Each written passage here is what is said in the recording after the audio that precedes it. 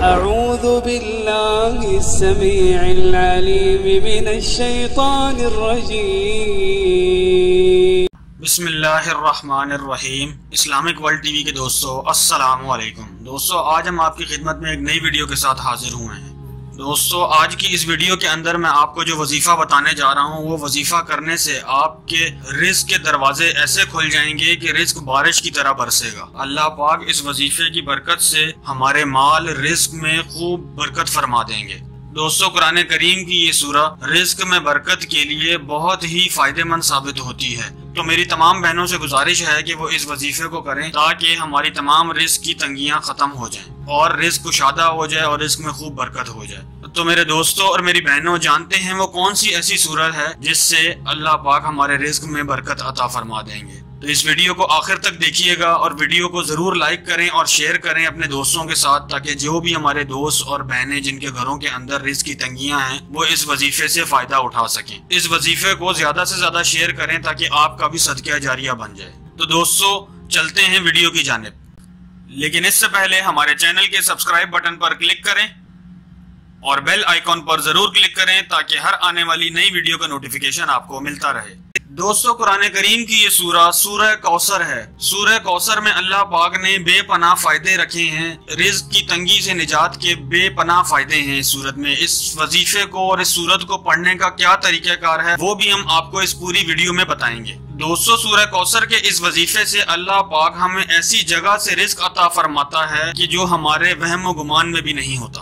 سورہ کوثر قرآن کریم کی سب سے چھوٹی سورہ ہے. قرآن کریم نبی کریم صلی اللہ علیہ وآلہ وسلم کی شان میں اتارا گیا.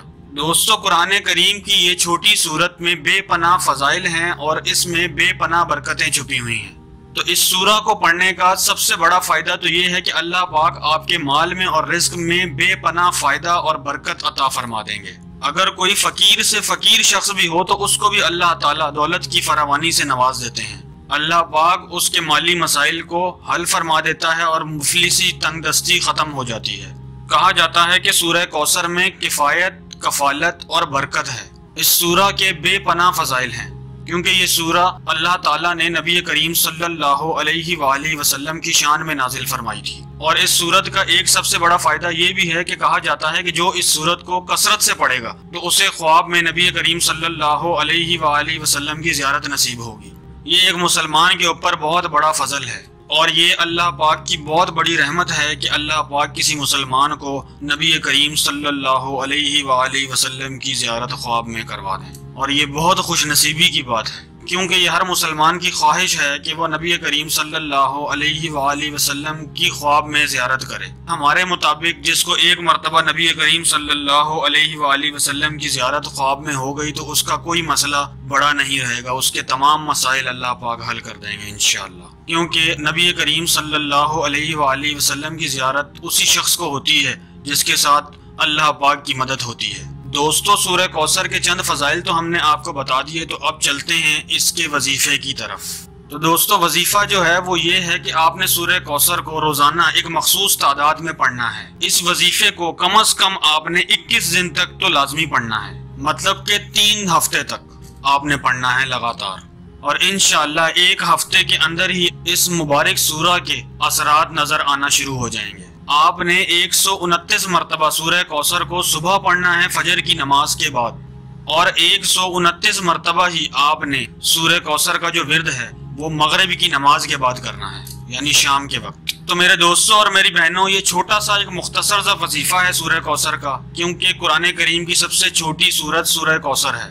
اس کو پڑھنے میں چند سیکنڈ ہی لگتے ہیں، زیادہ ٹائم نہیں لگتا. تو آپ نے اس سورہ کو 129 مرتبہ صبح پڑھنا ہے فجر کی نماز کے بعد اور 129 مرتبہ شام کے وقت مغرب کی نماز کے بعد پڑھنے کا معمول بنا لیں. 21 دن تک اس معمول کو لگاتار کرنا ہے. آپ اس سورہ کو دیکھ کر بھی پڑھ سکتے ہیں اور زبانی بھی پڑھ سکتے ہیں. جس طرح آپ کو سہولت ہو اس طریقے سے آپ اس وظیفے کو 21 دن تک معمول کے مطابق پڑھتے رہیں. جب آپ یہ وظیفہ کرنے بیٹھیں تو جس کمرے میں بیٹھیں تو وہاں کسی قسم کی آمد و رفت نہ ہو. تنہائی میں آپ بیٹھیں اور آپ مکمل کنسنٹریشن کے ساتھ اس وظیفے کو کریں.